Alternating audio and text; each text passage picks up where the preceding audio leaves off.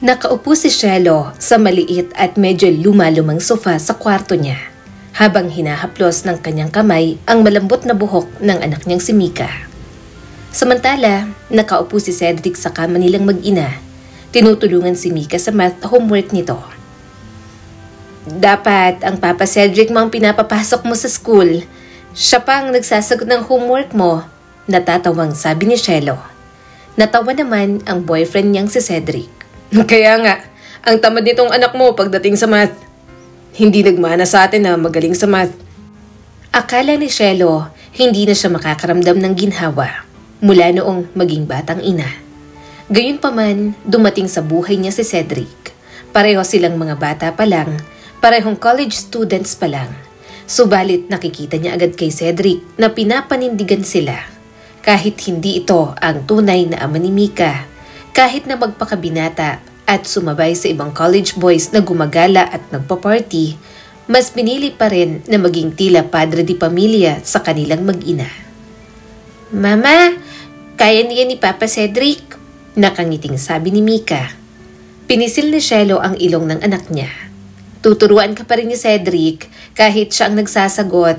Kaya makinig ka, ikaw talaga, nagkaroon ka lang ng papa, masyado ka ng pa-baby. Humalakhak naman si Cedric. Hayaan mo na, baby naman natin yan. Saka minsan lang makalambing sa atin. Alam mo naman na busy tayo sa school pareho. Pareho pa silang estudyante, kaya minsan naiiwan sa mga kapatid niya ang anak. Gayunpaman, si Cedric ang palaging umaalala sa bata. Sinisikap na palaging may pasalubong kapag bibisita. Hindi lang tinatanggap ni Cedric si Mika, minamahal ng binata ang kanyang anak sa mga maliliit at tahimik na paraan. Magandang umaga, my little sunshine. Bumulong si Shelo sa anak niyang si Mika. Morning, Mama! Bulong ni Mika at inunat ang maliliit na mga braso. Bumangon na sila at naghanda. Maya-maya pa naman ang pasok niya, kaya si Mika na muna ang inasikaso niya. Yun nga lang, nagulat siya nang makitang nasa kusina si Cedric. Sinalubong siya ng papa niya. Oh anak, nandito na nga pala ang boyfriend mo. Ang aga. Sabi niya siya raw ang magluluto ng almusal. Hinayaan ko na lang. Napangiti si Cedric. Good morning, mahal. Mahina siyang tumawa at pasimpleng humalik sa pisngi nito. Sinisiguradong hindi mapansin ang kanyang mga kapatid. Nakakailang naman kasi kung makita ng mga ito. Ang aga mo, nakakagulat ka. Gusto ko kasing kasabay kayo ni Mika sa breakfast. Saka sabay na rin tayong pumasok mamaya. Magkaklase naman tayo sa unang subject, di ba? Tumango naman siya at tiningnan ang niluluto nito. Mahina itong natatawa dahil bahagyan niyang kinukurot ang tagiliran. Shelo, ano ba? May kiliti ako dyan. Mahina rin siyang bumungis-ngis. Gustong-gusto niya talaga kapag inaasar si Cedric. Tumingin ang binata sa kanya. Alam ko na late ka nag-aral kagabi, kaya iniisip kong maghanda ng almusal. Hindi ka pwedeng magtagal sa energy drinks at instant noodles magpakailanman. Kapag magkasama tayo sa bahay, ipagluluto kita palagi ng midnight snack. Minsan mag-overnight kayo ni Mika sa amin. Ipagluluto tayo ni Mama, panigurado. Saka gusto niyang makabanding si Mika. Napangiti si Shelo. Iniisip mo talaga lahat, no? Ang bait din ng mama mo.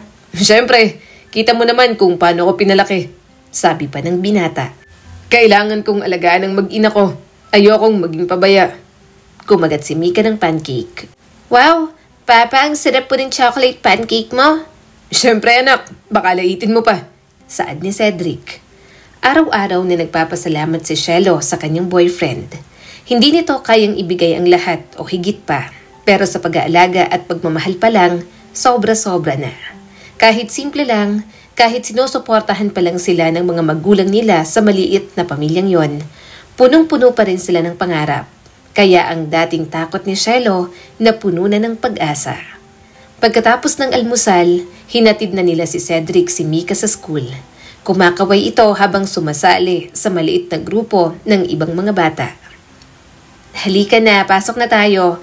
Baka malate pa, sabi ni Shelo. Tumango naman si Cedric at hinawakan ang kanyang kamay.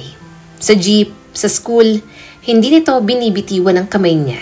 Magkasama sila sa unang klase, pero sa mga sumunod, hindi na, kaya naghiwalay na rin naman sila. Sa oras ng bakante, nakahanap si Shelo ng tahimik na sulok sa library. Inilabas niya ang kanyang notes at laptop, determinado na makahabol sa kanyang mga aralin. Nagba-vibrate ang cellphone niya at nakita niyang mensahe mula kay Cedric. Nga pala, kapatid mo na raw ang susundo kay Mika mamaya. Aalis ako sa campus. May practice kami ng groupmates ko. Huwag masyadong i-stress, mahal.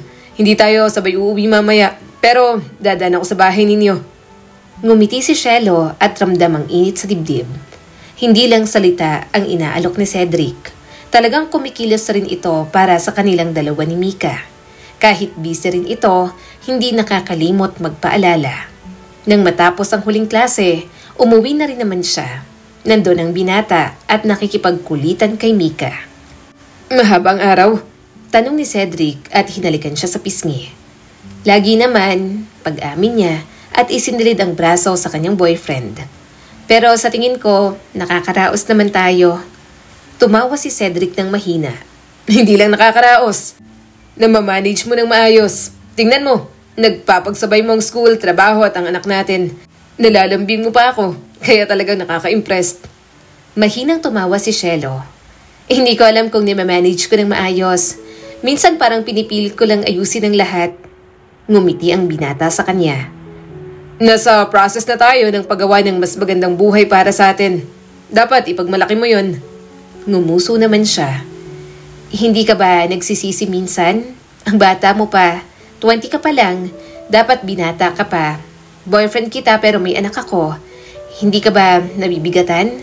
Dapat ine-enjoy mo rin ang pagkabinata mo. Namungay ang mga mata nito. Na-enjoy ko naman ang pagkabinata ko kahit kasama ko kayo. Gusto ko na nga na pakasalan ka at nasa isang bahay na lang tayo. Tapos, magdududa ka pa. Hindi mo ba alam? Atat na ako. Kung anak lang ako ni Henry C., wala akong takot na aayain ka na. Kaso, wala pa kaya tiis muna. Saka ako nag-aalala ka sa pagkabinata ko. Nag-aalala naman ako sa pagkadalaga mo. Maaga kang naging batang ina. 13 ka pa lang noon. Alam kong maraming pinagkait sa'yo. Kaya gusto kong ma-enjoy mo pa rin habang nandito kami ni Mika. Mahina na lang tumawa si Cielo at sumandal sa balikat nito. Masaya siyang nakilala niya si Cedric. Kahit wala pang napapatunayan, puno naman ng pangarap kaya alam niyang hindi siya nagkamaling magtiwala rito. Hinila ni Mika ang kamay ni Cielo. Mama, pwede po ba tayong pumunta sa park bago kumain? Tumingin si Cielo kay Cedric nang umisi lang at umiling. Oo naman, itutulak kita sa swing. Naglakad silang magkahawak kamay papunta sa malapit na parke. Nauuna si Mika, sumisigaw habang umaakyat sa slide. Hinayaan na lang muna nila. Iniisip mo bang hinaharap? Tanong ni Cielo ng mahina. Palagi, sagot ni Cedric. Iniisip ko ang pagkatapos natin sa kolehiyo, pagkuha ng trabaho na gusto natin, at pagbuo ng buhay ng magkasama. Iniisip ko rin si Mika kung ano pang pwede nating gawin para mas mapalaki siya ng maayos. Napapikit si Cielo. Tuwang-tuwa siya kapag naririnig niya si Cedric na maraming plano para sa kanilang mag-ina. Parang hinihele ang puso niya roon. Natutunan niyang mabuhay, magtiyaga, pero ngayon alam niyang hindi niya kailangan gawin yon ng mag-isa. Nandoon si Cedric, matatag, matiisin, mapagmahal at ginagawang mas madali ang mga bagay para sa kanya. Habang unti-unti siyang nakatulog sa gabing yun, iniisip ni Cielo ang maselang balanse ng kanyang buhay. Puno ang bawat araw ng responsibilidad, hamon at pagod. Ngunit puno rin ng tawanan, pagmamahal at maliliit na tagumpay. Pero kung ano ang kapanatagan, kasiyahan at mga pangarap na yon, unti-unting magugulo sa pagbabalik ng isang tao mula sa nakaraan. Nasa bahay lang si Cielo at naglalaba. Sila lang mag-ina ang nandoon dahil nasa probinsya ang kanyang ama kasama ang mga kapatid niya. Kasama naman ni Cedric ang mama nito dahil may inaasikaso. Walang pasok kaya libre ang mga oras nila. Kaya siya nasa bahay lang. Medyo mahirap rin kasi ng magkolehiyo kaya hindi siya makapag-part-time job. Yun nga lang, nabulabog ang tahimik niyang araw nang isang message mula kay Anthony ang dumating. Pwede ba tayong mag-usap? Kailangan kitang makita. Bumigat agad ang dibdib niya. Anthony, Ang pangalang yon ay may dalang bigat na matagal niya nang itinatago. Akala niya'y natapos niya na ang kabanatang yon. Ang takot, ang pag-abandona, ang walang katapusang gabi ng pag-iyak kasama si Mika sa kanyang mga bisig. At yun na naman ang binatang inagaw ang kainosentehan niya. Bumabalik sa kanyang buhay na parang wala lang nangyari. Hindi ko kaya. Bumulong siya sa sarili at dinilit ang chat nito.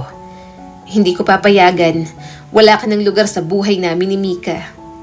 Hindi nagtagal, may kumatok sa pinto. Natigilan si Cielo.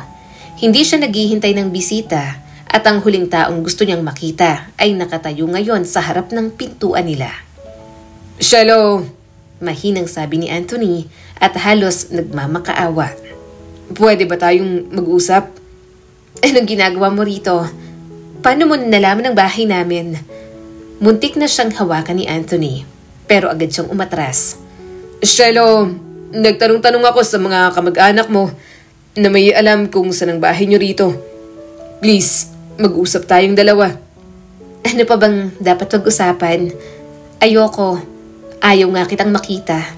Sagot ni Cielo at talagang sumama ang timpla nang makita ulit ang tunay na ama ni Mika pagkatapos ng maraming taon. Anthony, nakapag-move on na ako. Masaya na ako sa buhay ko, sa anak ko at sa boyfriend ko. Kumunot ang noo ni Anthony. Hindi ka pwedeng magkaroon ng boyfriend. Wala naman tayong naging maayos na pag-uusap nun. Wala tayong closure. At higit sa lahat, may anak tayong dalawa. Alam ko, wala akong karapatang humingi, pero nagbago na ako. Nag-grow ako at gusto kong bigyan mo ako ng pagkakataon na itama ang lahat. Mapait na tumawa si Cielo. Itama ang lahat? Iniwan mo ako. Tinaboy mo ako sa panahong kailangan na kailangan kita. Bata pa ako noon at hindi ko alam ang gagawin. Hindi ka pwedeng basta bumalik at baguhin ang nakaraan. Dahil sa totoo lang, labis na nakakagalit ang ginawa mo. Bumagsak ang mga balikat ni Anthony, ngunit kalmado ang boses. Alam ko at pinagsisisihan ko yun araw-araw. Pero hindi ko mayaalis sa isip ko ang nararamdaman ko, Cielo. Hindi ko mayalis ang katotohanan ng mahal pa rin kita. At si Mika, gusto kong maging bahagi ng buhay niya. Lalong nanikip ang dibdib niya. Hindi ka kailangan ni Mika. Minamahal siya, inaalagaan at sinusuportahan araw-araw. At ganun din ako. Hindi ko hahayaan na sirain mo yon. Dahan-dahan nang lumapit si Anthony. Hindi ako narito para kunin ang kahit anong mula sa'yo. Gusto ko lang ng pagkakataon maging bahagi muli ng buhay ninyo kung papayagan mo. Ramdam niya ang halo ng galit at takot sa loob niya. Hindi ka pwedeng basta bumalik sa buhay ko, Anthony. Iniwan mo kami. Alam mo ba kung gaano kahirap palakihin si Mika mag-isa? Alam mo ba kung ilang beses akong nahusgahan? Gaano kahirap magtiwala ulit sa kahit sino? Bakas ang sakit sa mga mata nito. Maalam ko, pasensya na. Hindi ko mababago ang nakaraan, pero pwede kong subukan na maging mas mabuti ngayon. Pwede akong maging lalaki na maaasahan ni Mika at maaasahan mo rin kung papayagan mo. Umiling agad si Cielo at bahagya itong itinulak. Hindi ko na ulit hahayaan na maging parte ka pa ng buhay ko at ng buhay ng anak ko.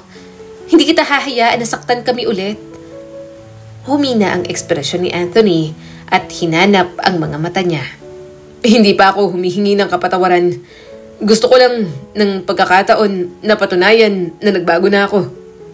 Pinagmasdan niya si Anthony na mas naging mature ang mukha at pangangatawan. Napalunok si Cielo. Gusto niyang maniwala sa binata. May bahagi sa kanya ang curious na marinig na nag-mature na ito, na hindi na katulad noon na wala itong paninindigan. Pero ang rasyonal na bahagi ni Cielo ay sumisigaw ng hindi. Ang pagiging ina, ang babaeng pinaglaban ng lahat para bumuo ng safe at mapagmahal na buhay para kay Mika. Hindi niya pwede at ayaw niyang hayaan na makapasok pa si Anthony sa mga buhay nila. Hindi ko kaya, muli niyang sabi. Hindi ngayon, hindi kailanman. May ibang buhay na kami ng anak ko. Hindi ka na parte nun, kaya umalis ka na at huwag ka nang babalik pa rito. Umiling si Anthony at may determinasyon pa rin sa mga mata. Kung ganon, maghihintay ako. Irerespeto ang space mo, Cielo. Pero tandaan mo, hindi ako susuko. Hindi ako kailanman sumuko at hindi rin ako susuko. Nandito ako kapag handa ka nang makita kong muli. Umalis ito pero alam niyang babalik pa. At hindi niya na alam kung paano haharapin si Anthony. Ayaw niyang bumalik pa ito sa mga buhay nila. Kung tutuusin, hindi niya naman talaga mahal ang binata. Napilitan lang siya noon dahil napapakinabangan nga at pinilit lang siya ng kanyang ina. Nang hina ang mga tuhod niya at kailangan niyang umupo sa gilid ng sofa. Narinig ang tinig ni Mika mula sa itaas. Mama, ayos ka lang po ba? Sino po yung tao kanina? Umiling si Shelo at pinilit maging kalmado. Wala anak, ayos lang ako. Pumunta ka at hugasan ng mga kamay mo. Malapit ng hapunan natin. Kakain na tayo. Sinubukan ni Shelo na ibalik ang kanyang dating sigla. Pero hindi mawaglit sa isip niya ang pagsulpot ng ama ni Mika. Nagbago nga si Anthony pero matagal nang tapos kung anong mayroon man sa kanila. Hindi sila pinanindigan noon kaya wala na itong karapatang bumalik sa mga buhay nilang mag-ina. Nang bisitahin sila ni Cedric, agad nitong naramdaman ng tensyon. Shelo, anong nangyari? Wala naman, sagot ni Shelo, bagaman alam niyang nagsisinungaling siya. Pagod lang ako, saka na-miss kita. Ngumiti lang ito at hindi pinilit ni Cedric. Niyakap niya na lang ang kanyang boyfriend.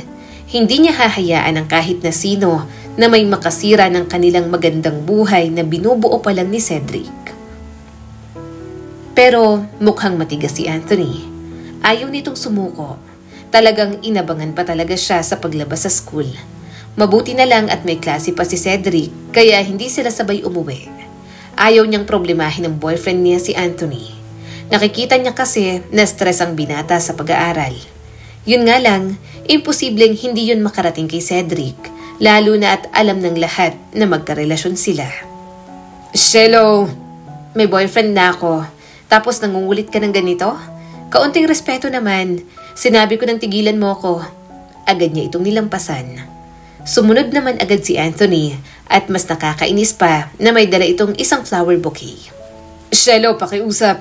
Pakinggan mo lang ako. Alam ko nagkamali ako. Pero handa akong lumaban para sa atin. Para sa'yo.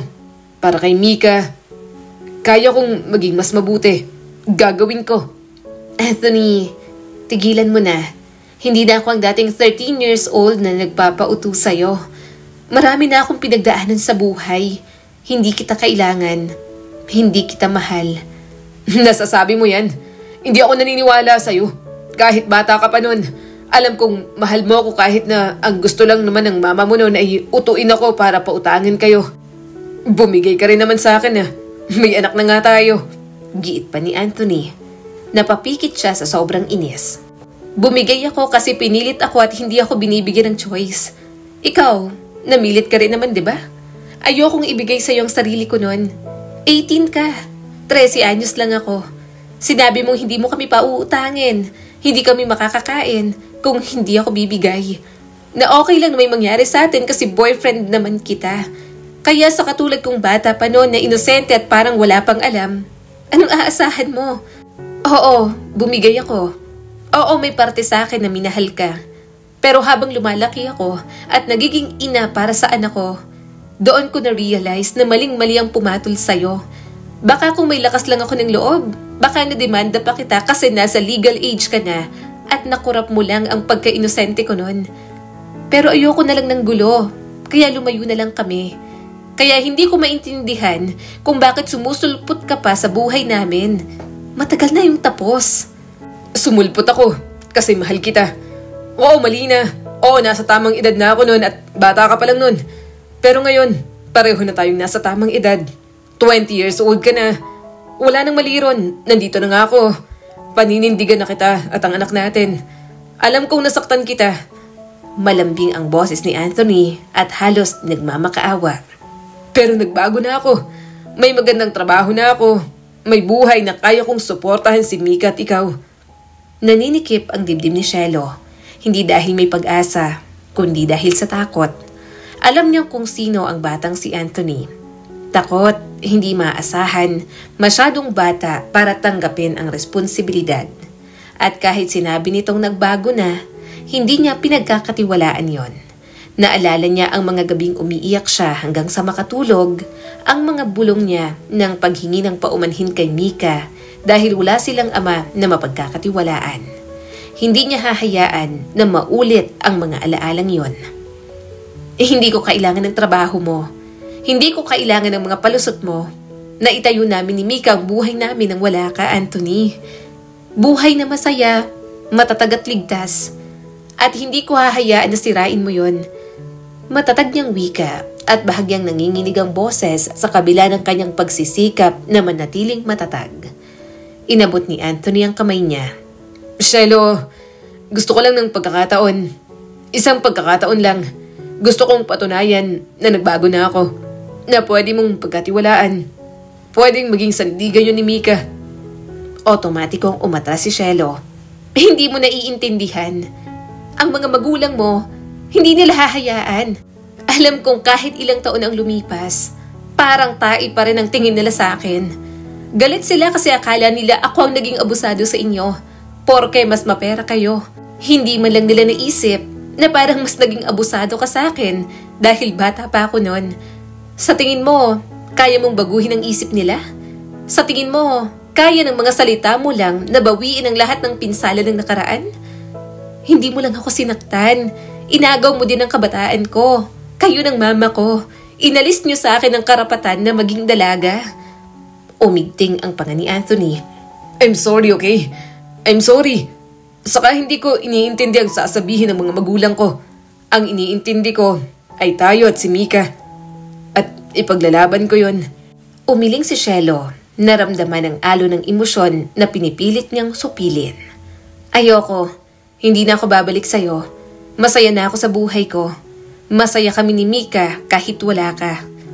Huminga ng malalim si Anthony at sinusubukang kalmahin ang sarili. Alam kong hindi ako karapat-dapat sa kapatawaran mo. Pero hinihingi ko ang pagkakataon na ipakita sa'yo na kaya ko. Kaya kong maging ama kay Mika. Kaya kong maging partner sa'yo. Stable na ang trabaho ko ngayon. Stable ng buhay ko at kaya rin kitang bigyan ng stable na buhay pati ang anak natin. Pakiusap. Huwag mo namang isarang ng tuluyan ang sarili mo sa akin. Naging matindi ang determinasyon ni Shelo. Alam niyang hindi niya pwedeng payagan yon. Ang pagmamahal niya kay Mika at ang buhay nila ni Cedric ay naging kanyang sandigan at ang biglaang pagbabalik ni Anthony ay banta sa lahat ng kanyang ipinaglaban. Hindi kita isinasara dahil galit ako sa'yo. Bahagyang humina ang boses niya. Isinasara ko ang puso ko sa'yo dahil mahal ko si Mika. At dahil mahal ko ang sarili ko at alam kong hindi na ako babalik sa'yo, masisira ang lahat ng pinaghirapan ko. Lumalayo na ako. Utang na loob. Patahimikin mo na kami. Sheshe, biglang sabi nito sa palayaw niya. Subalit hindi natinag si Shelo. Hindi na naman siya ang dating Sheshe na kilala nito. At hindi na rin ito ang dating tonton na minahal at nagpagamit siya. Nanahimik si Anthony sandali at pinagmamasdan siya. Parang may gusto pa itong sabihin pero hindi na lamang itinuloy. Kaya naman, kinuha na lang ni Shelo ang pagkakataong yon para makaalis. Pagdating niya sa apartment, pilit niyang pinakalma ang sarili. Maya-maya ay dumating na si Cedric kasama ang papa niya. Mukhang nagkasalubong ang mga ito dahil ito ang nagdala ng grocery. Nasa sala si Mika, nakahiga sa sahig, nagkukulay kasama ang mga tita nito. Tumingin agad si Cedric sa kanya at may bahagyang pag-aalala sa mga mata. Shelo, maputla ka. Anong nangyari? Pinilit niyang umiti, ngunit hindi umabot sa mga mata. Wala, mahaba lang ang araw. Nagkasalubong kayo ni Papa? Tumango naman ito. Oo, nagpaalam rin ako sa Papa mo na kung pwede sa bahay namin kayo mag-overnight. Makakatulog naman ng maayos doon si Mika habang nagre-review tayong dalawa. Saka nandun naman si Mama para bantayan ng anak natin. Mabuti at pumayag ang Papa mo. Napangiti naman si Shelo. Miss na rin kita. Okay sa akin na mag-overnight sa inyo. Hinalikan na lamang ng binata ang kanyang noo. Kapag ginagawa yun ng binata sa kanya, napapanatag talaga ang kalooban niya. Kaya ipinangako niya lang sa kanyang sarili na hindi hahayaang mawala ang lalaking nagmamahal sa kanya. Isang hapon, Nagpupuna si Shelo sa countertop ng kusina nang marinig niya ang katok sa pinto. Kaso, pagbukas niya ng pinto, naroon si Anthony, matatag ang postura at nakatuon ang mga mata sa kanya. Shelo! Malumanay pero determinado ang boses nito. Kailangan kong makita si Mika. Kumunot agad ang noo ni Shelo. Ano? Kailangan mong makita si Mika? Hindi pwede. Ano? Gagawin mong reason ng anak natin na wala ka namang pakialam noon? Lumapit si Anthony at hindi pinapansin ang mga salita niya. Ama ako ni Mika, Shelo. May karapatan akong makita siya. Hindi mo siya pwedeng ipagkait sa akin. Sinubukan niyang isara ang pinto pero pinigilan siya ni Anthony. Iniwan mo siya ng pinakakailangan kanya at ngayon babalik ka. Nagrereklamo ng karapatan? Hindi. Wala kang lugar dito. Ano ba? Umalis ka na? Pakiusap. Makinig ka lang. Nagbago na ako. Mariing wika ni Anthony. Gusto kong maging bahagi ng buhay niya. Ng buhay mo. Hindi mo ako pwedeng pigilan ng ganito. Hindi ako papayag. Ang tagal kong naghintay para sa pagkakataong to. Biglang bumaba ang ama ni Shelo sa sala. Kagigising lang nito at mukhang narinig ang pagtatalo nila. At nang makita si Anthony, agad na namula ang mukha sa galit. Anong ginagawa mo ritong walang hiya ka? Galit na wika ng papa niya at itinuturo si Anthony ng nanginginig na daliri. Paano ka nagkaroon ng lakas ng loob na sumulpot dito pagkatapos ng lahat ng ginawa mo sa anak ko? Hindi umatras si Anthony. Sir, alam kong nagkamali ako. Alam mo? Sigaw ng ama ni Shelo at lumapit pa. Iniwan mo siya. Wala kang paninindigan. Sinamantala mo pa ang pagkabata ng anak ko. Alam mo ba ang sakit na idinulot mo? At ngayon darating ka rito na para bang may karapatan ka sa buhay ng apo ko. Hinila ni Mika ang palda ni Shelo. Mama, ano po to? Mama, sino po siya? Bakit galit po si Lolo? Hinawakan niya agad ang bata. Wala kang dapat ikabahala, Mika. Akyat ka na, please. Doon ka muna sa mga tita mo. Pero biglang sumabad si Anthony. Mika, ako ang papa mo. Ako ang totoo mong papa, anak. Umawang ang bibig ng bata. Papa? Hinila naman agad ng mga kapatid niya ang kanyang anak. Mabuti at naiintindihan ng mga ito ang nangyayari. Tumigas ang boses ni Anthony. Hindi ako nandito para makipagtalo. Gusto ko lang ng pagkakataon. Isang pagkakataon lang na patunayan na kaya kong maging ama kay Mika. Pakiusap. Mapanganib ang titig ng ama ni Shelo. Isang pagkakataon. Ikaw, hindi ka kailangan ng anak at apo ko. Lumayas ka dito bago ko pa masapak ang pagmumukha mo. Ikaw, kayo ng mama ni Shelo. Kayo ang sumira sa buhay ng panganay ko. Pumagit na si Shelo at mahigpit na inilapat ang mga kamay sa dibdib ng ama. Papa, tama na po. Ako na po ang bahala. Ako na po ang magpapaalis. Kaso, talagang ayaw tumigil ni Anthony sa pagpupumilit. Shelo, gusto ko lang ng pagkakataon. Wala nang iba. Hindi ako lalabag. Ahiyaan mo lang akong makita siya ng ilang minuto. Hindi ko hinihingi ang kustodiya. Kasi ang gusto ko, kayong dalawang mabawi.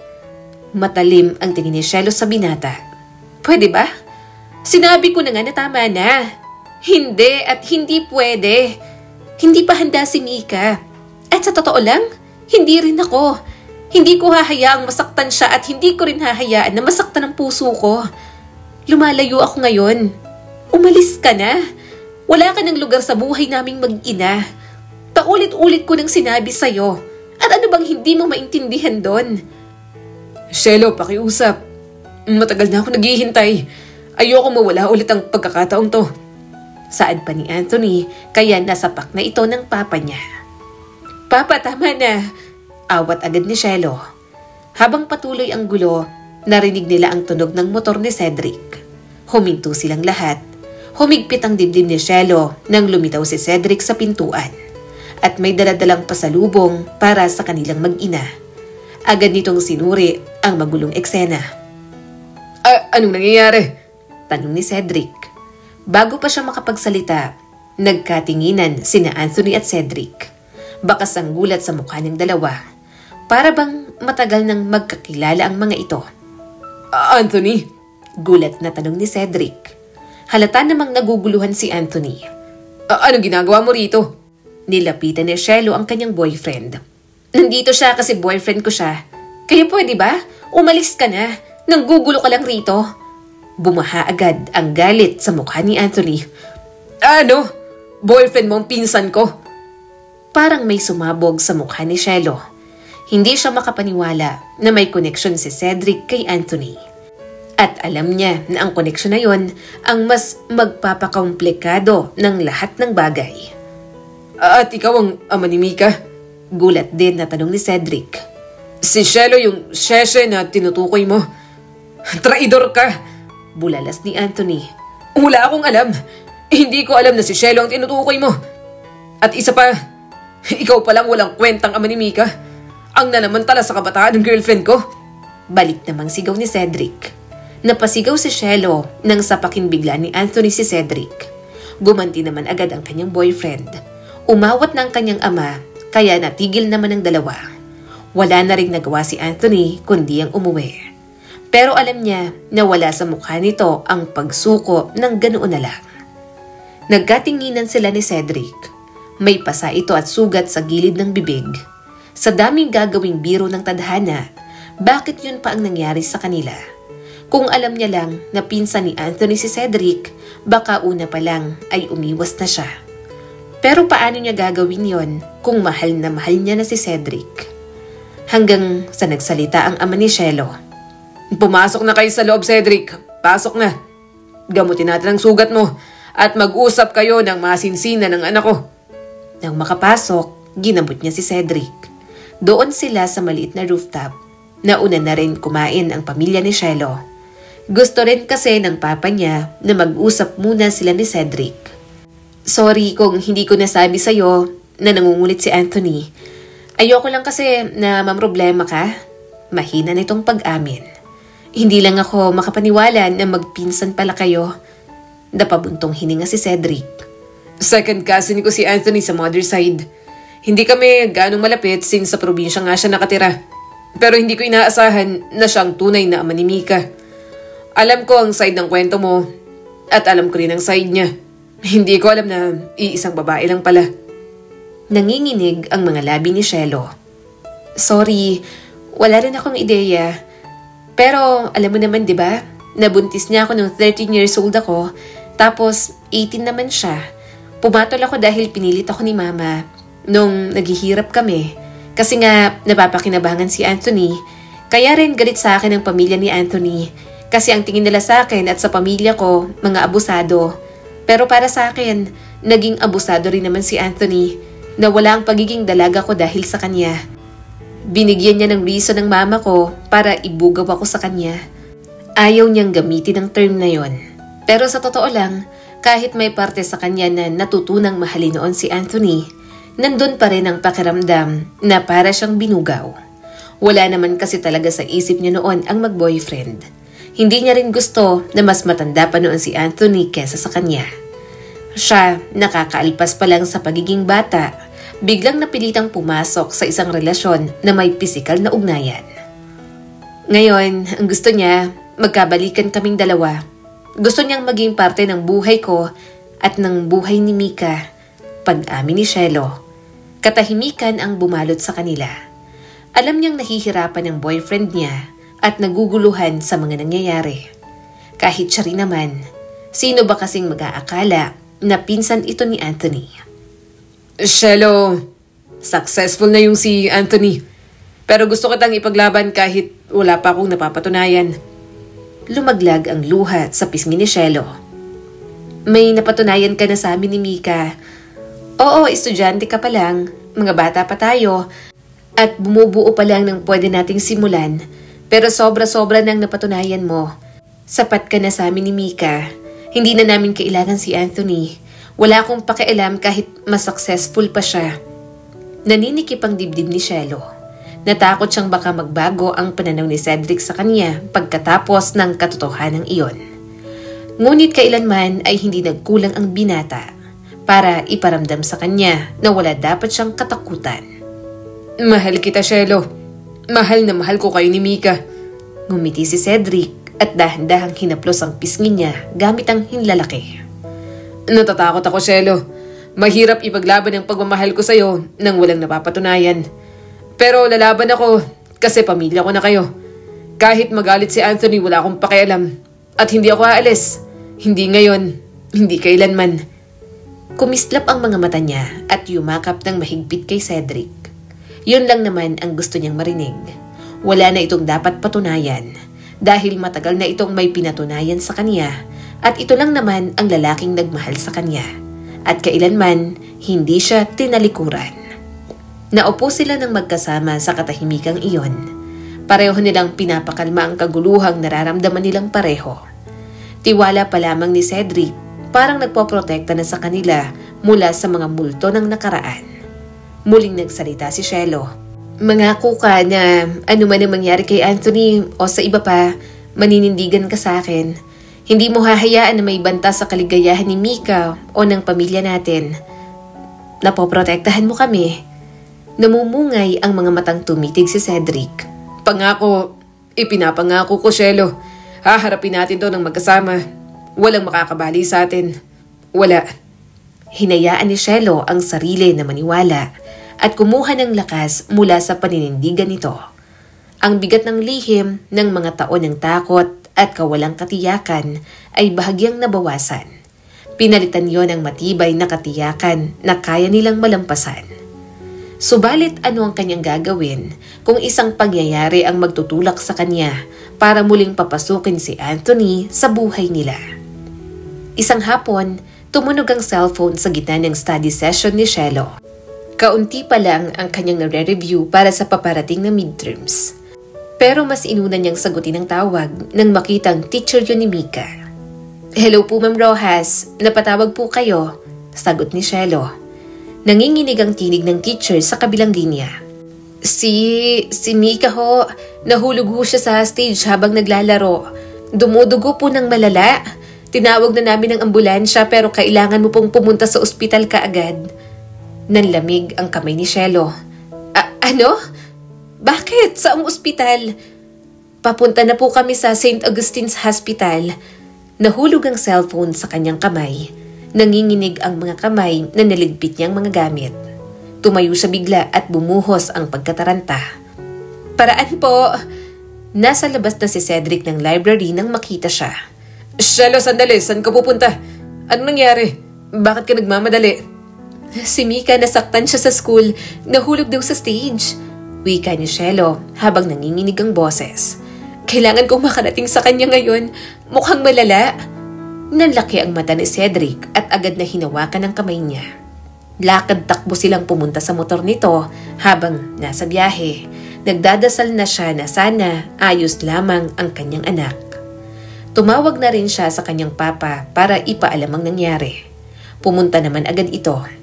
Nang makarating sila, agad silang iginiya ng staff ng ospital sa emergency doors. Nahihilo si Shelo sa labis na pag-aalala. Ngunit nagpatuloy siya at mahigpit na lang na humawak sa braso ni Cedric. Saan siya? Tanong ni Shelo. Nasa room 3 po siya, mabilis na wika ng nurse. Kailangan namin makumpirma ang kanyang blood type para sa transfusion. Urgent na po, sabi ni Doc. Nanlamig si Shelo. Blood type? May ginaw na dumadaloy sa balat niya. Hindi niya yun inasahan. Naalala niya ang mga health record ni Mika, ang mga maliit na karamdaman na nalampasan nila. Hindi niya inisip na mangyayari iyon. Hinawakan ni Cedric ang kanyang kamay. Shelo, huminga ka ng malalim. Ayusin natin to, nandito lang kami. Umiling siya habang dumadaloy ang mga luha. Hindi ko kaya. Ang anak ko. Nagsalitang muli ang nurse. Ma'am, kailangan naming malaman kung may available na compatible donor kaagad. Kung wala, hindi namin masisimulan ng transfusion. Nagmamadaling nag-isip si Shelo. Ako ang mama niya. Nagkaroon ng mga blood transfusion kay Mika. Naglabas naman agad ng pera ang papa ni Shelo. Tumulong din si Cedric at nilabas ang lahat ng ipon nito. Yun nga lang, malaki pa rin ang gastusin. Nasa ICU ang anak niya dahil sa malalang aksidente. Sa bawat araw na hindi gumigising ang bata, Palaki ng palaki ang bill nila at mas lalo siyang nag-aalala. Hindi na nga siya makapasok sa school, ramdam niya rin ang stress at pag-aalala ng pamilya niya. Maging si Cedric, gumagawa rin ng paraan para kahit papaano ay makapag-abot sa kanya ng pera. Gustong-gusto niya nang tumawag kay Anthony, humingi ng sustento at tumulong sa pagpapa-ospital ni Mika. Pero alam niyang sasamantalahin lang yun ang binata. Ayaw niya rin na ma-offend ang boyfriend niyang si Cedric na marami ng insecurities. Saan galing to? Tanong ni Cielo nang mag-abot ng pera ang binata. Ngumiti ng tipid ang kanyang boyfriend. Tulong ko sa bill para bumawas sa malaking bayarin ninyo. Tiningnan niya ng mabuti si Cedric. Alam kong hindi ka bibigyan ng mama mo ng ganito kalaking pera. Alam ko na gipit rin kayo. Napakamot sa batok si Cedric. May part-time naman ako, kaya naipon ko ang mga sinasahod ko. Hindi na rin muna ako nag-enroll para sa next semester para sabay pa rin tayo. Saka, binenta ko yung motor ko. Parang may bumagsak na kung ano kay Cielo. Hindi siya makapaniwala sa ginawa nito. Alam niya naman na gustong makatulong ni Cedric, pero ayaw niya sa parang uubusin na rin ito ang sarili. Kinuha ni Cielo ang kamay nito at inilapag muli ang pera. Cedric, hindi ko matatanggap tong binigay mo sa akin. Bakit mo binenta ang motor mo? Kailangan mo yon. Bakit hindi ka nag-enroll para sa next semester? Please, huwag mong ubusin ang sarili mo para sa aming mag-ina. Bumaha ang lungkot sa mga mata nito. Hindi ko naman inuubos ang sarili ko para sa'yo. Nag-aalala ako. Nakikita kitang stress ka na. Nag-aalala rin ako kay Mika. Masama ba yon? Namuo ang mga luha ni Cielo. Hindi masama pero ayokong ginagawa mo to. Mas lalo ako magiging stress kung iisipin ko pang ginawa mo para makatulong. Hindi ko matatanggap to. Ang dami mo nang ginawa para sa amin ni Mika. Nakakahiya na. Alam kong pinag-ipunan mo pa ang motor mo bago mo nabili. Umigting ang panga ni Cedric at ibinigay pa rin ang pera sa kanya. Huwag mong isipin, please. Tumutulong ako dahil sa kagustuhan kong tumulong. Mahal ko kayo ni Mika. Kaya natural lang na gagawin ko ang lahat para sa inyong dalawa. Hindi pa ako tapos sa pag-aaral, wala pa akong trabaho, wala pa akong ganong may pagmamalaki sa inyo. Pero gusto ko pa rin gumawa ng paraan para maging okay kayo ni Mika. Kung hindi mo tatanggapin, mas nakakahiya at mas nakaka-offend yun para sa akin. Pinaghirapan ko ang perang to, kaya sana tanggapin mo para kay Mika. Nasasaktan man at nangangamba, walang nagawa si Cielo. Mahal silang mag-ina ni Cedric. Kaya natural lang na gagawin ito ang lahat para sa kanilang dalawa. Sa mga sumunod na araw, mas lalong naging matindi ang mga pagsubok. Para bang gusto ng Diyos na ibagsak na lahat sa kanya. Tingnan kung kakayanin ba niya o talagang bibigay na lang. Anak, gising ka na. Nandito lang si Mama. Naghihintay ako. Huwag mo kong iiwan, anak. Tumulo ang mga luha ni Cielo.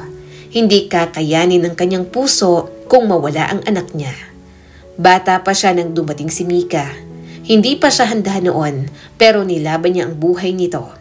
Kaya magiging masakit para sa kanya kung mawawala ito ng ganoon na lang. Kauupo lang ni Cielo nang tumawag ang kapatid niya. Napabuntong hininga siya bago sagutin iyon. Pero parang halos gumuho ang lahat sa narinig niya. Ate, si Papa, na-stroke si Papa habang nagtatrabaho. Dahil sa nangyari, agad na isinugod sa ospital ang papa nila. Bilang panganay, kailangan niyang kumilos sa lahat ng yon. May problema pa sila pero yon at nadagdagan ng isa pang problema. Hindi niya na alam ang gagawin. Said na sila. At isa na lang ang tanging niyang naiisip. Alam ko kung anong kailangan mo. Wika ni Anthony nang bumisita ito kay Mika. Kaya kitang tulungan. Naninikip ang dibdib ni Cielo. Anthony, ang dami ko nang gastusin. Hindi ko na alam kung saan kukuha. Nasa ospital din ang papa ko. Bahagyang napangiti si Anthony. Willing naman akong tumulong. Pero alam mong may kapalit. Alam mong may kondisyon palagi pagdating sa akin. Parang bumagsak ang puso ni Cielo. Alam na niya ang darating bago pa man ito magsalita. Noon hanggang ngayon, ganoon pa rin ang binata. Titirahin kung saan siya pinakamahina para makuha kung ano ang gusto sa kanya. Anong kondisyon? Tanong niya habang nanginginig ang boses.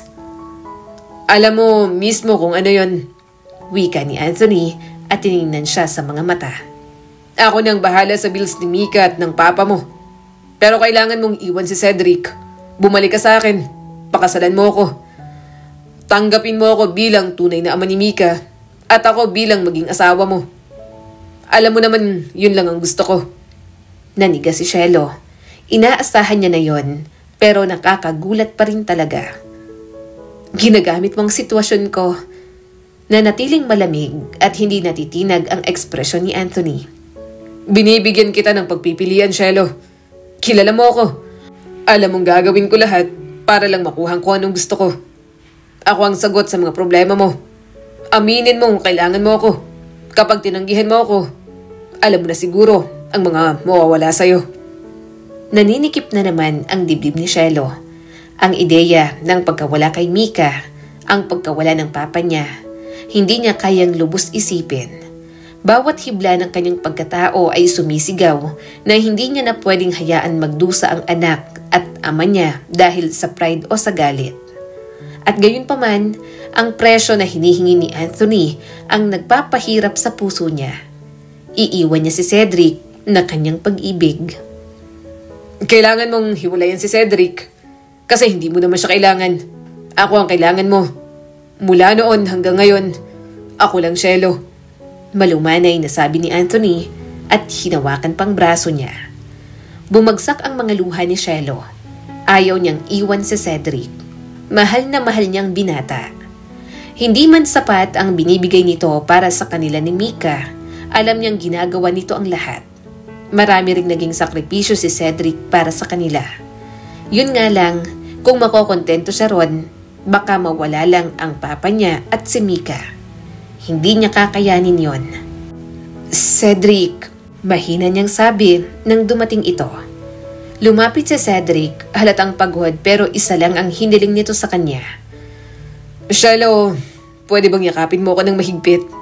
Mahigpit na parang ayaw mong mawala ako. Namuo ang mga luha ni Cielo. Yun ang ginawa niya. Niyakap niya ito ng mahigpit. Ganoon din naman ang ginawa ng binata. Para bang may pakiramdam ito na malapit niya na itong iwanan. Umiling siya habang dumadaloy ang mga luha. Mahal ko si Papa. Mahal ko si Mika. Gagawin ko ang lahat para sa kanila.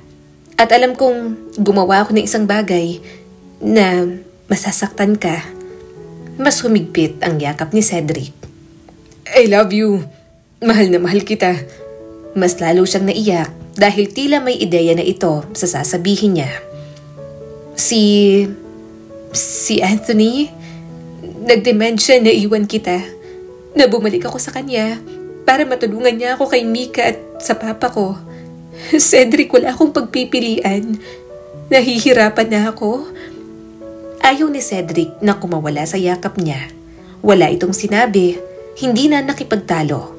Pero ramdam na ramdam niya sa yakap nito na ayaw siyang mawala.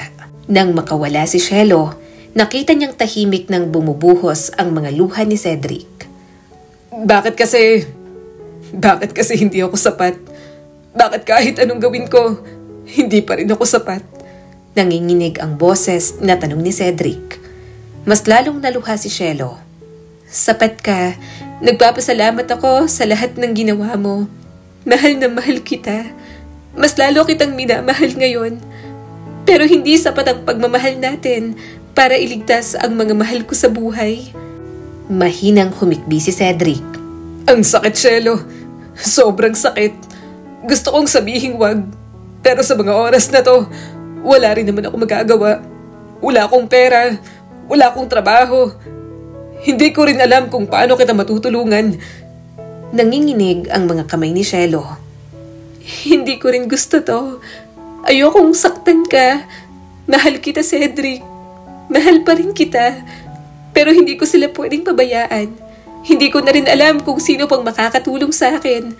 Kailangan kong piliin sila kaysa sa atin. Patawan. Cielo, tingnan mo ako. wika ni Cedric ng malumanay. Umiling siya, hindi makatingin sa binata. Nahihiya sa nanginginig na boses at sa guilt na pumupuno sa dibdib. Hindi ko kaya. Hindi ko talaga kaya. Lumapit si Cedric at dahan-dahang itinaas ang kanyang baba gamit ang mga daliri. Pinilit siya nitong makita. Kumikislap ang mga mata nito sa luha. Malinaw niyang nakita na nasasaktan ito, ngunit naroon pa rin ang pagtanggap, pag-unawa at pag-ibig na hindi matitinag kahit sa harap ng lahat ng mga nangyayari. Shelo! Bulong nito at pinaglapat ang mga noo nila. Naiintindihan ko. Maaring galit ako sa sitwasyon pero hindi ako magagalit sa gagawin mo. Nasasaktan lang kasi kahit ipaglaban kita, alam kong wala akong kakayahan para matulungan ka ngayon. Ginawa mo ang kailangan mong gawin. Bumuhos ang luha ni Shelo. Pero iiwan kita, Cedric. Hindi ko alam kung paano magpapatuloy habang alam kong sinasaktan ko ang taong pinakamamahal ko. Hinawakan ni Cedric ang mukha niya ng malumanay. Shelo, naiintindihan ko naman eh. Minsan, naiintindihan ko na sakripisyo ang pag-ibig. At ngayon, kailangan ka ni Mika. Kailangan ka ng papa mo. Huwag mong isiping sinasaktan mo ko. Ang desisyon na yon para sa mga mahal mo sa buhay. At hahayaan kitang umalis dahil mahal kita. At dahil mahal ko rin ang mga mahal mo. Pasensya ka na kung may magagawa lang sana ako. Umiyak siya sa dibdib nito. Ako ang dapat mag-sorry at hindi ikaw. Patawad, hindi ko gusto sanang saktan ka. Yumakap si Cedric. Alam ko, Shelo. Hahayaan kita. Gagawin mo ang kailangan mong gawin. Mangako ka lang na mag-iingat ka. Hindi ko alam kung darating ang panahon na makakabalik ka sa akin. Pero nandito pa rin ako at naghihintay. Matagal pa silang nag-iyakan. Ayaw bumitiw ni Shelo. Parang hindi niya kaya. Kaya si Cedric na lang ang lumayo. Binigyan siya nito ng huling halik sa mga labi at noo bago umalis ng mabilis. Hindi na nagtangkang lumingon pa sa kanya at doon labis na nadurog ang kanyang puso. Pagkatapos ng pag-uusap na yon, hindi na nga nagpakita pa si Cedric. Kung magkita man sila nang hindi sinasadya, pareho na lang silang umiiwas. Katulad ng pangako ni Anthony, tinulungan nga siya nito sa hospital bills, nang kalabas na ang kanyang papa at inaalagaan ng mga kapatid ni Shelo. Samantalang si Mika, sa awa ng Diyos ay nagising na rin.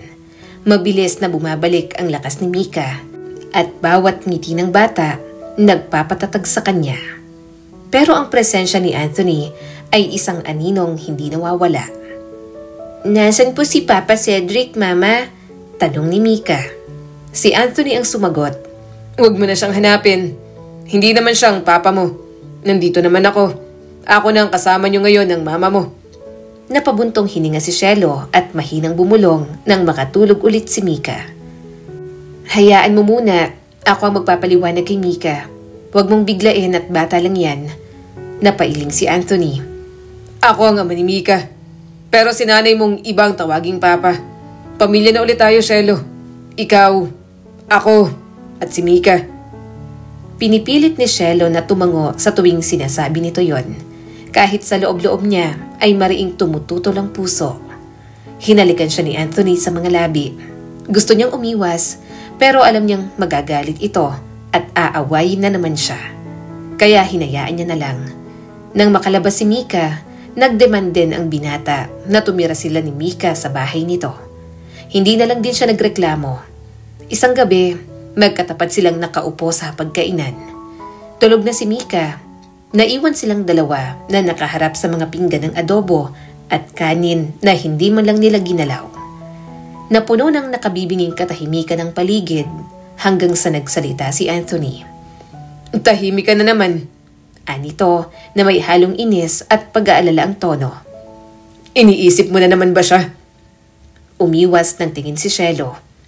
Anthony, tama na. Huwag na nating pag-usapan. Nandito na nga ako. Ano pa bang gusto mo? Ayokong makipagtalo sa'yo. Bahagyang nanliit ang mga mata nito at may kislap ng hinala. Sinabi ko na sa'yo, Shelo. Walang Cedric dito sa bahay na to. Hindi kailangan marinig ni Mika ang pangalan niya. Hindi rin natin kailangan marinig yon. Pinsan ko si Cedric pero pwede namang kalimutan ko siya. At talikuran bilang pamilya.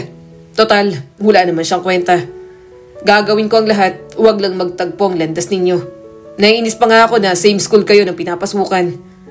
Alam niya yon, kahit school na pinapasukan niya, gusto pang pakialaman. Pero nagmatigas siya. Gusto ni Cielo na makapagtapos ng pag-aaral. Hindi niya rin hinahayaan na pag-aralin siya nito. Kaya kahit mahirap, talagang kumuha siya ng part-time job. Iwas na rin kay Anthony kapag naiiwan sa bahay. Nanuyo ang lalamunan niya. Hindi ko naman sinasabi ang pangalan niya.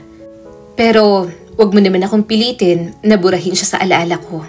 Nandyan siya nung wala ka. Tinulungan niya akong palakihin si Mika nung hindi ka nanindigan sa amin. Umigting ang pagka ni Anthony. Hindi ko kayo iniwan. Pinilit lang ako. Ang mga magulang ko. Huwag mong isisi lahat sa kanila. Meron kang pagpipilian. Ikaw ang umalis. Iniwan mo kami. Bumigat ang katahimikan pagkatapos at parang nakakasakal. Huminga ng malalim si Anthony at nilambingan ng tono na tila gusto siyang pakalmahin. Narito na ako ngayon. May maayos akong trabaho. Mabibigyan ko kayo ni Mika ng magandang buhay. Hindi ba't yun ang mahalaga? Tumingin si Cielo sa sariling mga kamay.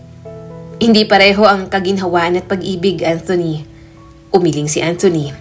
Babalik rin ang pag-ibig mo sa akin. Makikita mo, mag-work tong relasyon natin. Bigyan mo lang ako ng panahon. Sa gabi, magkatabi sila sa kama.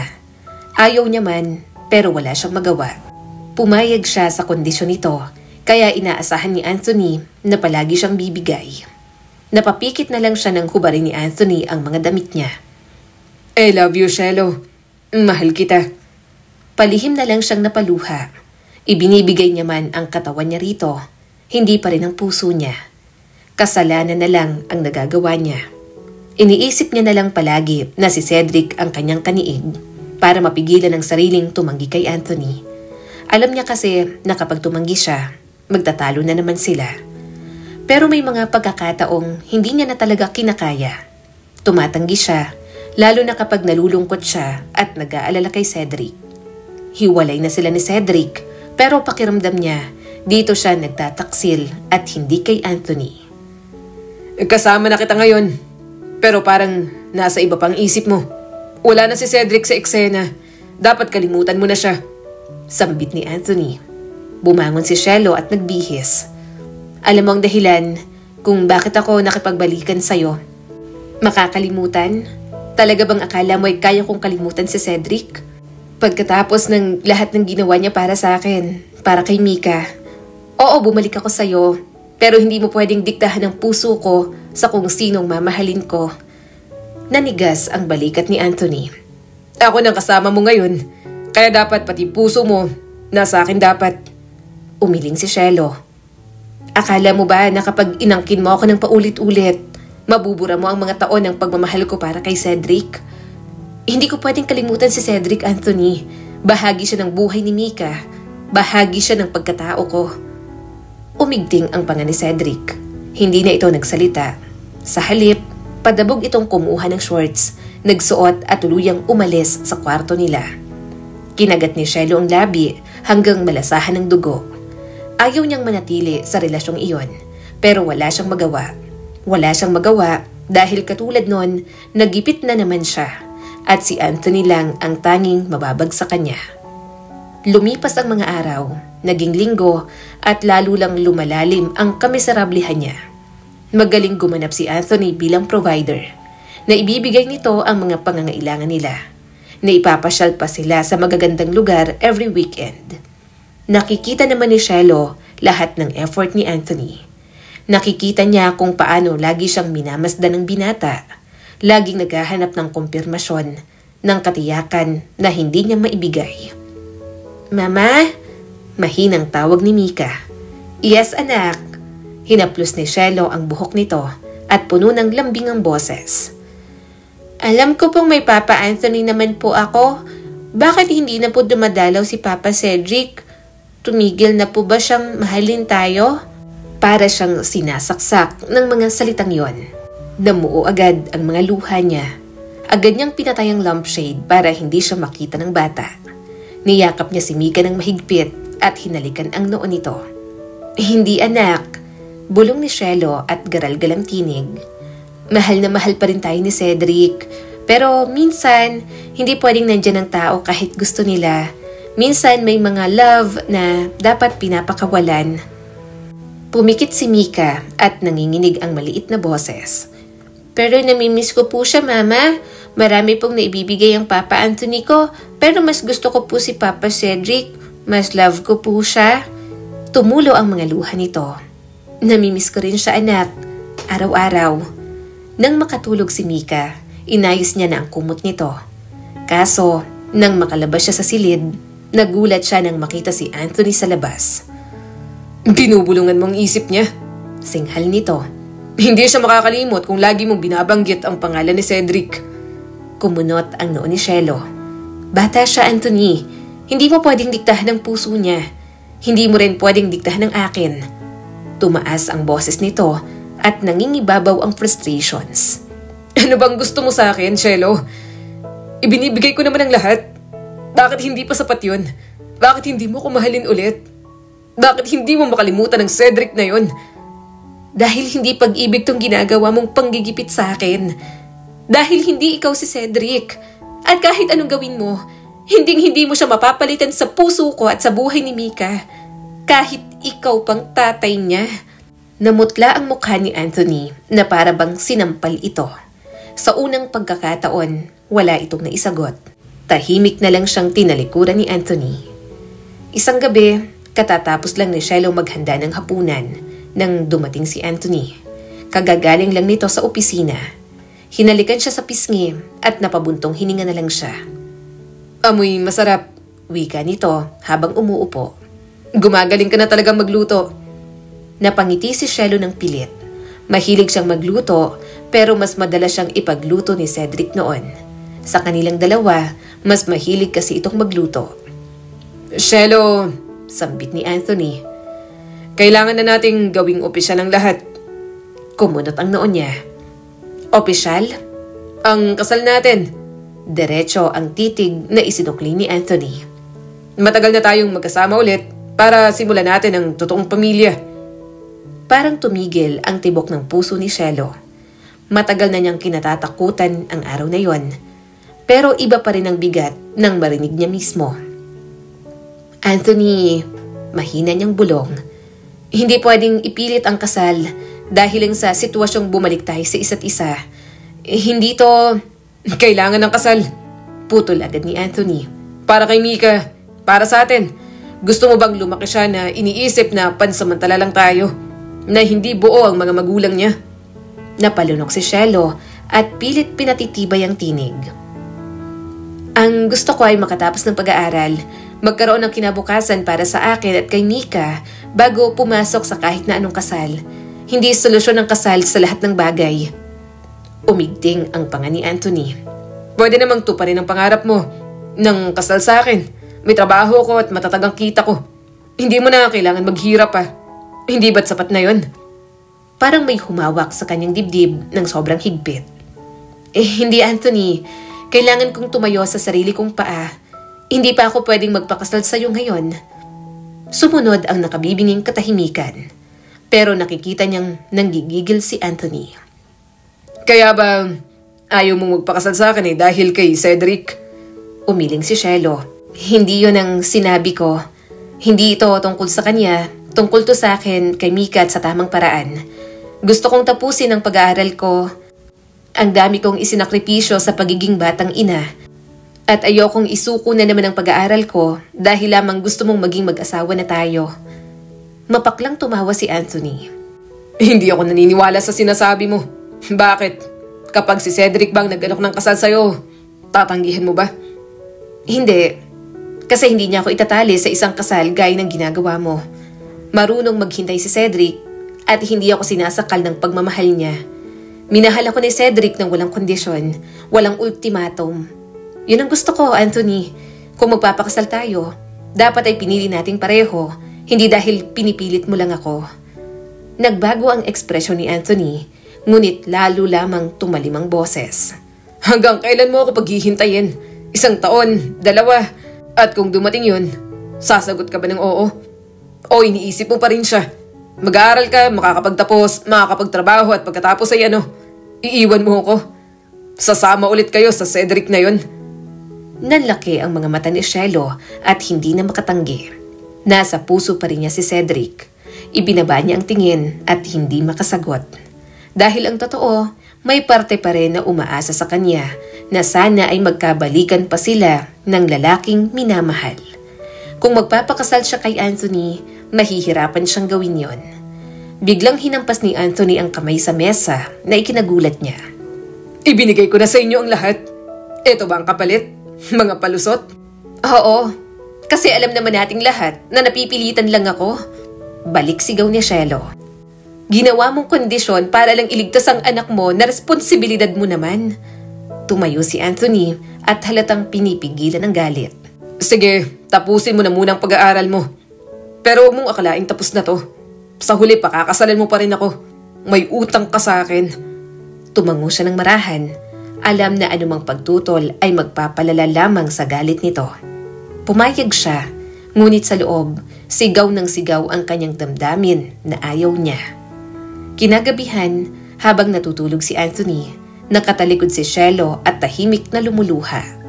Tinakpan niya ng una ng bibig upang hindi marinig ang kanyang mga hikbi. Bilanggo si Cielo, pinili niya ang buhay ni Mika at ng papa niya kaysa sa kanyang kalayaan. At ngayon, siya ang nagdurusa. Ngunit umaasa pa rin siya na makakabalik kay Cedric. Na balang araw, gagawa ang tadhana ng paraan para magkasama na ulit sila. Lumipas ang mga araw sa alanganing ritmo. Patuloy si Anthony sa pagbibigay, sa pagpapanggap na mabuting ama. Ngunit sa bawat sulyap nito ay may nakatagong paalala ng alok na kasal. Sa bawat pag-iwas ni Cielo, lalong bumibigat ang katahimikan. Isang Sabado, nagkukulay si Mika sa sala habang biglang lumuhod si Anthony sa tabi nito. Mika, malumanay ang boses na tawag nito. Gusto mo ba akong magpakasal sa mama mo? Natigilan si Cielo sa kusina habang kumakabog ang dibdib. Ngumiti si Anthony. Ibig sabihin, palagi tayong magkakasama. Forever. Parang tunay na pamilya. Sandaling natigilan si Mika, tapos ay tumingin sa kanya. Pero pamilya na po tayo, di ba, Mama?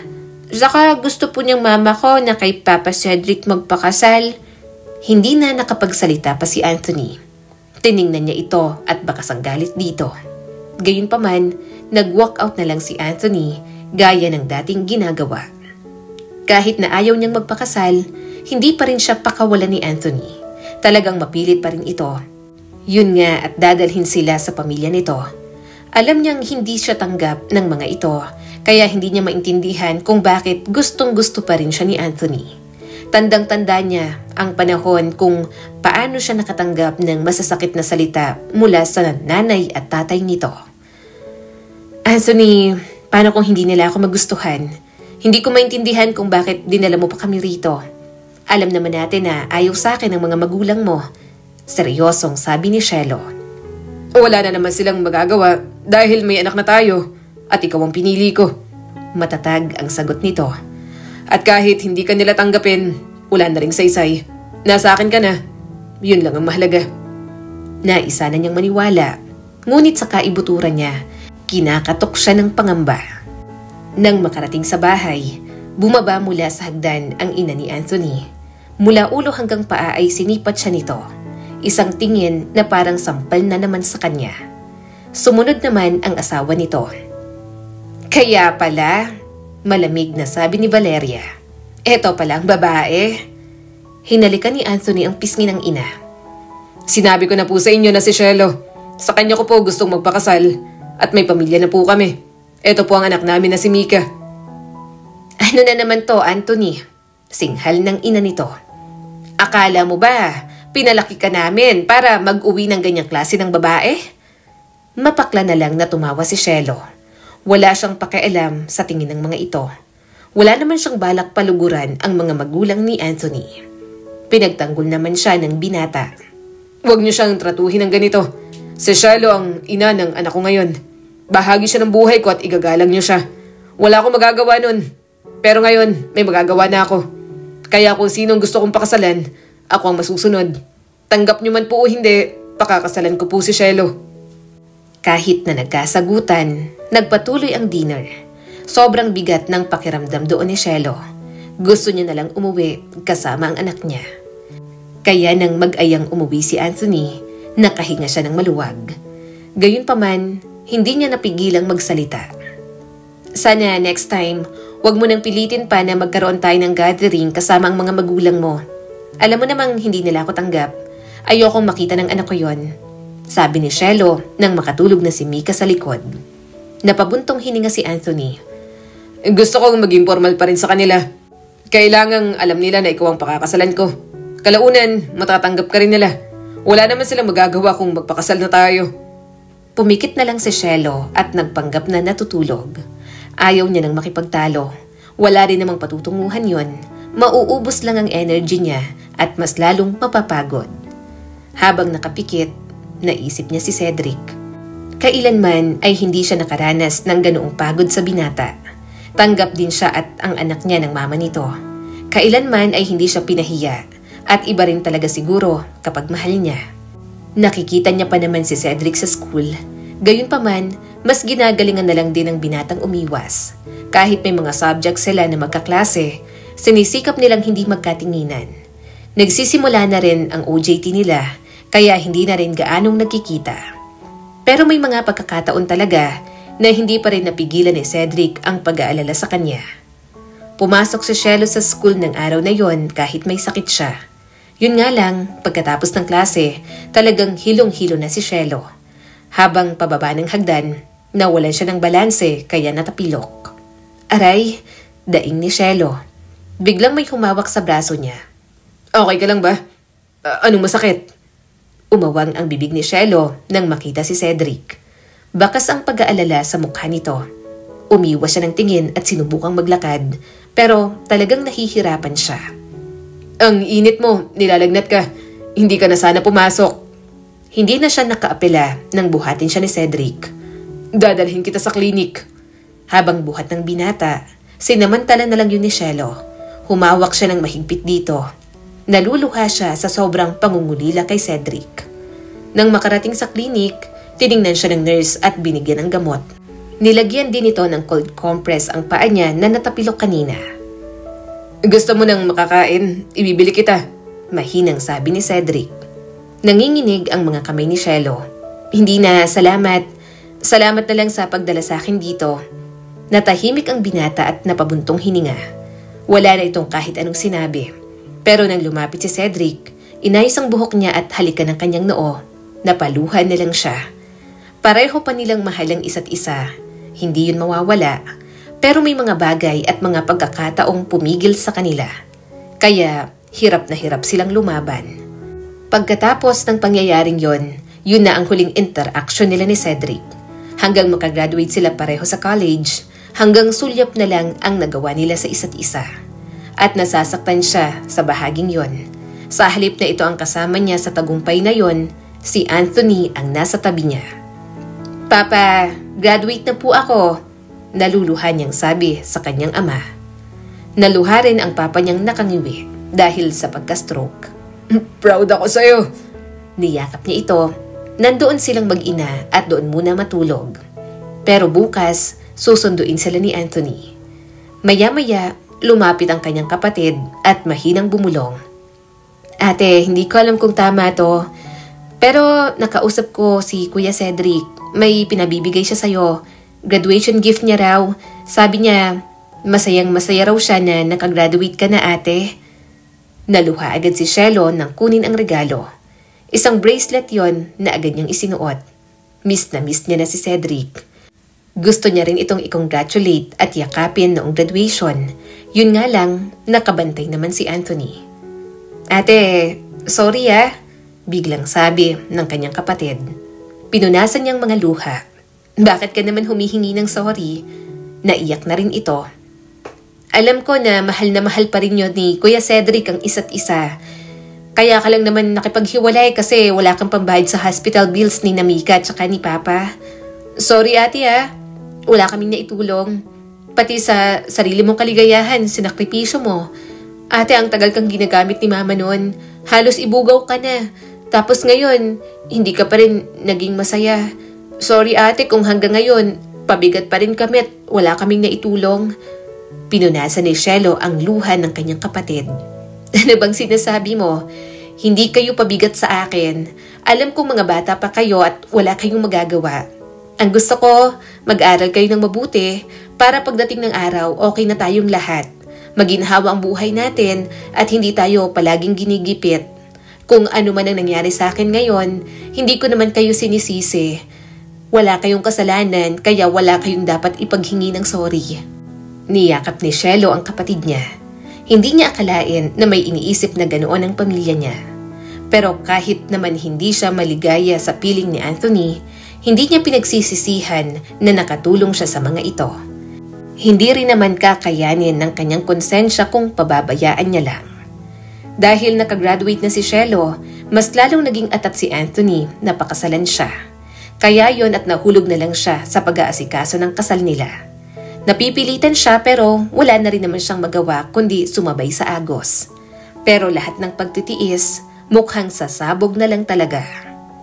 Tahimik ang bahay ng hapon na yon. Nakaupo si Cielo sa hapagkainan. Nakakalat ang notes at papel sa harapan niya. Abala siya sa pagre-review para sa board exam.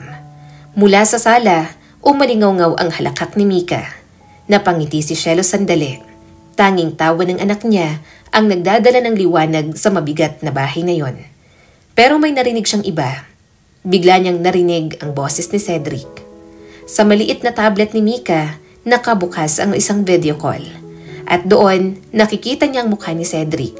Nakangiti ito at kumikislap ang mga mata habang nakikinig kay Mika na masayang nagkakwento. Papa Cedric, tingnan mo! Masiglang wika ni Mika at itinaas ang papel na puno ng Crayola. Ako to, tapos ikaw, kumakain po tayo ng ice cream sa park.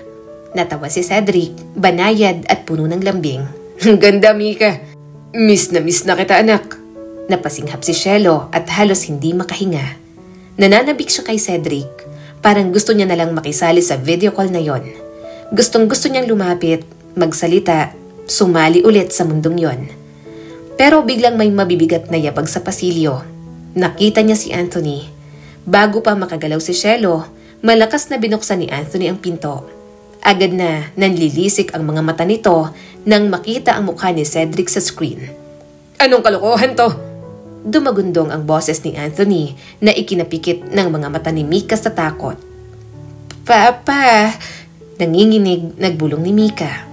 Agad nitong hinablot ang tablet mula sa kamay ng bata at ibinagsak sa mesa. Halos masira iyon. Bakit nakikipag-usap ka pa sa lalaking yon? Halos hingal na sigaw ni Anthony. Tinuturo si Mika na para bang isang kriminal. Matapos ang lahat ng ginagawa ko, tatawagan mo pa siya sa likod ko. Tumayo agad si Cielo. Ano ba, Anthony? Huwag mong sigawan ng bata. Kung ayaw mong ginagawa niya, pwede mo namang pagsabihan ng maayos. Nanginginig ang mga labi ni Mika at halos hindi makagalaw. Miss ko lang naman po si Papa Cedric. Lalong nagdilim ang mukha ni Anthony. Papa, anak kita at hindi niya. At kailanman hindi ka na makikipag-usap sa kanya ulit. At bago pa makapigil si Cielo, bumagsak ang palad ni Anthony sa braso ni Mika. Napasigaw si Mika at agad na tumulo ang luha. Papa, tama na po.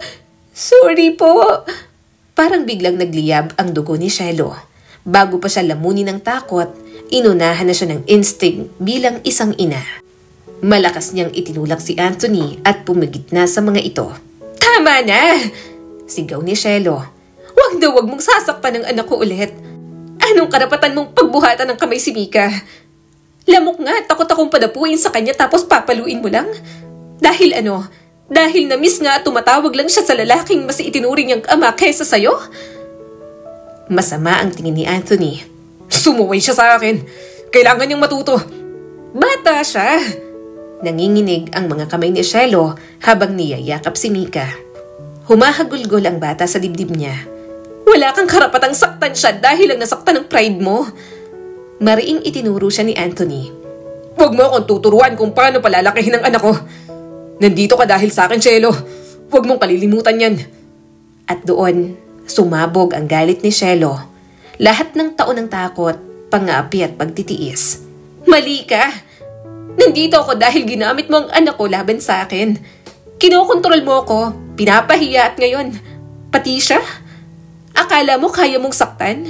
Hindi na! Parang nagulat si Anthony. Hindi inaasahan ang pagbalikwas niya. Huwag mo akong subukan. Ako ang wag mong subukan. Dahil hindi mo ko kilala ngayong nanay na ako. Hindi mo alam kung anong kaya kong gawin. Hindi na ako natatakot sa'yo. Hindi na ako ang batang nauuto-uto mo dati. Kapag naagrabyado ang anak ko, kahit patayan ipaglalaban ko. Mariing sabi ni Cielo. Gagawin mo ang gusto mo sa akin pero kapag inulit mo yan kay Mika, isinusumpa ko. Aalis kami at hindi na kami babalik. Patuloy ang hagulgol ni Mika at mahigpit na nakakapit sa kanyang blouse. Nakatayo si Anthony at bumibilis ang paghinga. Pero hindi ito makalapit, parang natigilan sa matinding tingin ni Cielo. Akala mo ba kaya kayong buhayin ni Cedric? Nang uuyam na bulong nito. Wala siyang silbi. Hindi niya kayang ibigay ang buhay na kaya kong ibigay. Dinuro ni Cielo ang binata. May ibinigay siya na hindi mo na ibigay. Alam mo kung ano yon? Pagmamahal na hindi makasarili. Pagmamahal na hindi nakakasakal. Pagmamahal na walang takot. Minahal siya ni Mika dahil naging mabuti siya. Mapagpasensya. Kaya mo bang sabihin na nagawa mo yon? Hindi. Kasi ang mahalaga lang sa'yo, yung pride mo. Mariing pinagdikit ni Anthony ang mga labi. Nagtiis ako dahil inakala ko na yun lang ang paraan para maging ligtas si Mika. Patuloy ni Cielo at halos mabasag ang tinig. Pero nagkamali ako. Hindi ko kailangan ng permiso mo para ipagtanggol ang anak ko. At hindi ko kailangan ng pera mo para palakihin siya ng may dangal. Ang utang ko sa'yo kay Papa. Babayaran ko yun ng paunti-unti. Ayaw kong magkaroon ng utang na loob sa katulad mo. Namula ang mukha ni Anthony. Tumulo ang mga luha nito. Pero hindi niya napinansin. Mabuti na lang at umalis na lang ito. Galit na galit si Cielo. Ayaw niya munang makausap ang binata. Lumuhod si Cielo at tinitigan ang basang mukha ng anak. Dahan-dahan niyang pinahid ang luha. Anak, ayos lang. Nandito si Mama. Hindi na kita papayagang masaktan ulit. Humikbi si Mika. Gusto ko po si Papa Cedric. Ayoko na po dito, Mama. Niyakap niya na lang ang anak niya. Nasasaktan siya para kay Mika. Alam niyang hindi na pwedeng magtagal ng ganoon lang. Kailangan na ni Cielo na gumawa ng paraan. Nang mapakalman niya si Mika, nakatulog na rin naman ito. Gusto niya na sanang magpahinga, pero nakarinig siya ng mga sigaw sa labas. Kaya agad siyang lumabas, subalit nauna nga lang si Anthony. Nagulat siya nang makitang nandoon si Cedric. Anong ginagawa mo rito? Mariing tanong ni Anthony. Hindi ba't sinabi kong tigilan mo ng mag-ina ko? Bakas ang galit sa mukha ni Cedric. Mag-ina mo? Bakit? Saka ka lang naman naging lalaki para sa kanila. Kinakausap mo lang si Mika pero pinagalitan mo. Nagtitimpi ako pero hindi ko na kaya. Babawiin ko na sina Mika at Cielo. Sumigaw agad si Anthony. Wala kang karapatan. Pero tuloy-tuloy si Cedric at hinawakan ang kamay ni Cielo. Cielo, halina kayo. Sumama na kayo sa akin ni Mika. Ako... Napasigaw siya nang bigla na lang hilahin ni Anthony si Cedric. Namalaya niya na lang na nagpapaulan ng suntok ang mga ito sa isa't isa. Mabuti na lang at may dumaang mga tao para awatin ang mga ito. Umalis ka na! Wala kang karapatan! Ako ang totoong ama ni Mika. Magpapakasal na kami ni Cielo. Wala ka nang magagawa. Malakas na sigaw ni Anthony. Naluluha na si Cielo at tiningnan si Cedric. Please, umuwi ka na. Ayaw niyang masaktan si Cedric. Ayaw niyang mas lumala pa yon. Walang nagawa si Cedric kundi umalis na lamang. Samantala, hinila siya ni Anthony sa loob.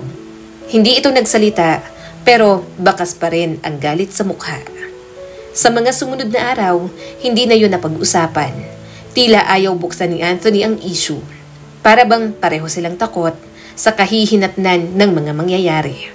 Madalas din itong uminom ng alak at iniiwasan siyang kausapin. Hanggang sa isang gabi, habang magkatabi sila, hindi na napigilan ni Anthony na magsalita. Minahal mo ba ako kahit kaunti? Napakagatlabi si Shelo. Bata pa ako nun, pero may parte sa puso ko na minahal ka. Pero marami nang nangyari. Sasaya ka ba talaga sa kanya? Sasaya ba kayo ni Mika kay Cedric? Tanong ni Anthony. Hindi siya makasagot. Hindi niya kayang maging totoo rito. Alam niyang masasaktan lang ito. Nanikip ang dibdib ni Shelo nang yakapin siya nito ng mahigpit. Mahal na mahal kita. Alam kong mas gusto niyo kay Cedric kesa sa akin. Pero wala akong pakialam. Pipilitin ko pa rin isiksik ang sarili ko sa inyo. Hindi kita kayang pakawalan. Pinangarap kita, Shelo. Napapikit na lang siya at tahimik na lumuha. Siguro hanggang doon na lang talaga. Baka dapat makontento na lang siya sa totoong ama ni Mika. Kailangan niya ng kalimutan si Cedric para makausad na silang lahat. Kaya sa mismong araw ng kasal, ginawa na lang ni Shelo na buo ang kanyang loob. Pakakasalan niya si Anthony at tutupad sa usapan nila. Pero mukhang may ibang plano talaga ang tadhana para sa kanila. Wala pa rin daw si Anthony? Tanong ni Shelo na nasa bridal car pa rin. Umiling ang kapatid niya. Wala pa ate, 1 oras na siyang late. Tinatawagan na raw pero hindi pa rin sumasagot. Naghintay pa sila roon pero maya-maya'y narinig niyang dumating na ang binata. Pinababa na rin siya sa sasakyan. Nang maglakad papunta sa altar, hindi niya maiwasang maluha. Naluluha siya para sa pagmamahal niya kay Cedric, nakakalimutan niya na. Garden wedding lang yon at sa harap ng pastor. Pero bago pa siya makalapit kay Anthony, bigla itong nagsalita sa microphone. I'm sorry. Napasinghap ang mga bisita pero nagpatuloy si Anthony. Hindi ko po kayang magpakasal. I'm sorry sa lahat ng naabala. Pwede po kayong tumuloy sa reception pero wala na pong matutuloy na kasal. Sobrang lakas ng tibok ng kanyang puso. Para siyang nananaginip. Pero habang pinagmamasdan niya si Anthony, nakikita niya ang sakit sa mga mata nito. Tila nahirapang magdesisyon kung pakakawalan siya o hindi. Na inabot pa sa puntong iyon. Naluluhang lumapit si Anthony sa kanya at mahigpit siyang niyakap. I'm sorry. Nagsisisi akong hindi kita naipaglaban nun. Mahal na mahal kita pero alam kong hindi ka magiging masaya sa akin. Kaya pinapalaya na kita. Pinapalaya na kita kahit mahirap. Tumakbo ka. Lumayo ka mula sa akin. Tumakbo ka sa totoong magpapasaya sa'yo. Hindi na kita pipigilan. Hindi niya napigilan ang paghikbi.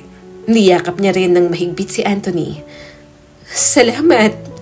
Mabilis niyang tinanggal ang belo. Napatingin siya sa pamilya niyang naluluha rin. Nagwawala ang pamilya ni Anthony dahil sa pagkapahiya. Pero walang nagawa ang mga ito nang tumakbo siya palayo. Kahit naka-wedding gown, wala na siyang pakialam. Sabik na siyang puntahan si Cedric. Gustong-gusto niya nang makita ang lalaking tunay na minamahal. Hindi niya alam kung nasaan ang binata, kaya dumiretso siya sa bahay ng mga ito. Naabutan niyang abala ang nanay nito sa eatery. Shelo, anong ginagawa mo rito? Kasal mo ngayon, di ba? Huwag mong sabihing tumakas ka. Tanong ng ginang. Umiling si Shelo. Hindi po, umurong po si Anthony. Nasaan po si Cedric? Nasaan po siya? Napalunok ang nanay ni Cedric. Abay, nasa taas. Kahapon pa ayaw lumabas. Pakiramdam ko ayaw nang lumabas noon kasi nabalita ang kasal na kayo ni Anthony. Kung hinahanap mo siya, pwede mong puntahan. Napangiti agad si Shelo at agad na umakyat sa itaas. Madalas sila ni Mika roon kaya alam niya kung saan ang kwarto ng binata. Kaya agad niya yung binuksan. Nakita niya si Cedric na nakatalokbong ng kumot. Mama, ano ba? Please, hayaan mo naman muna ako mag-isa. Garal-galang boses na sabi ni Cedric. Parang tatalo ng puso ni Shelo at isinarado ang pinto. Umupo siya sa kama at niyakap si Cedric habang may kumot pa. Mama, please, hayaan mo muna ako. Ang sakit sa puso. Nanginginig na sabi ni Cedric. Talagang gamit mo pang pabango ni Shelo. Magpalit ka ng pabango, ma. Gaya-gaya ka. Nabanguhan ka lang. Mahina siyang tumawa at mas lalong yumakap. Ako rin. Ang sakit sa puso ko. Miss na kita, Cedric. Agad na pabalikwas si Cedric at napanganga nang makita siya. Shelo, Pinunasan niya ang mga luha nito. Miss na kita. ano ginagawa mo rito? Kasal mo ngayon. Si Anthony ang pinili mo. Akala ko... Hinaplos niya ang pisngi nito. Umatras na si Anthony. Hahayaan niya na tayong maging masaya. Tumulo na naman ang mga luha ni Cedric. Nang halikan siya nito ng puno ng pananabik, hinayaan niya ang binata. Alam niyang pareho silang nangungulila sa isa't isa, kaya parang kumawala na lahat ng tinitiis nilang damdamin. Akala ko tuluyan ka nang mapupunta sa kanya. Akala ko mawawala ka na at mahal na mahal kita, Shelo. Ikaw lang ang minahal ko ng ganito. Kaya ang sakit na wala man lang akong nagawa. Pinaglapat ni Shelo ang mga noo nila. Cedric, hindi na ako aalis. Hindi na ulit kita iiwan. Bubuuin natin ang mga pangarap natin, ha? Itutuloy nating dalawa. Mahal na mahal kita. Simula ng araw na yon, muli silang nagkabalikan ni Cedric.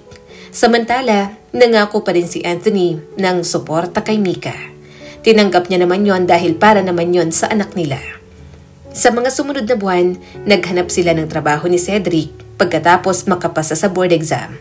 Sa awa ng Diyos, may mga trabaho na sila at parehong nag-iipon para sa pangarap nilang dalawa.